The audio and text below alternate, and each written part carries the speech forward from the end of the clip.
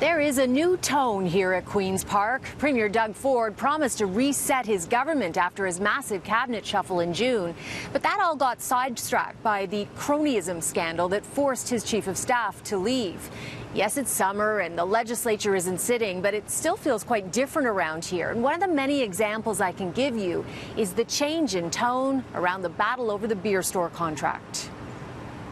It's within our power to legislate this bad deal away from the people of Ontario, and that's exactly what we intend to do. That was former Finance Minister Vic Fedeli talking about ripping up the beer store contract 6 years before it expires at a potential cost of $1 billion to taxpayers.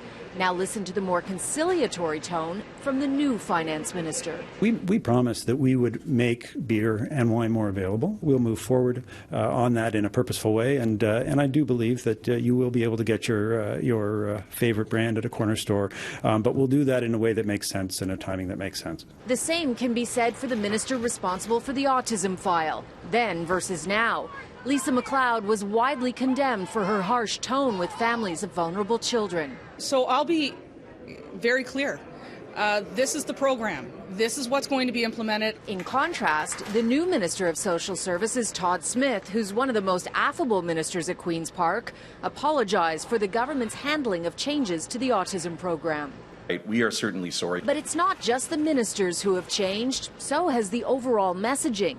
Press releases in the past had "for the people" in statement after statement after statement.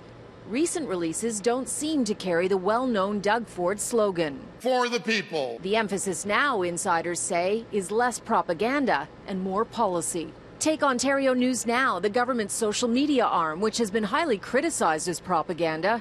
Sources say its emphasis is shifting to showcase more of the caucus members. Cities are growing. We want to make sure our economy is growing as well. And less of Ford spokesperson Lindsay Vanstone. Our government for the people. Sources in the government who spoke to CityNews on condition of anonymity say there is a definite change coming from the Premier's office after Dean French, his friend and former chief of staff, left under the cloud of the patronage scandal. It is no longer my way or the highway, one said. Now they describe it as a more measured and methodical approach. Ford ended his first year in office plummeting in the polls. Another insider told CityNews the goal in the Premier's office now is to keep calm waters and not have him rise to Justin Trudeau's bait.